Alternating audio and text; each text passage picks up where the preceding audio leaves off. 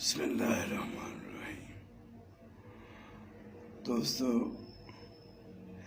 امر بالمعروف جو ہے یہ ہر مسلمان مرد و عورت پہ فرض ہے، یعنی کہ اچھائی کو پھیلانا ہے اور برائی کو روکنا ہے۔ یہ ہر مسلمان مرد و عورت پہ فرض ہے، لہذا اپنی طاقت کے مطابق دین اسلام جو ہے اس کے احکام سب تک پہنچانے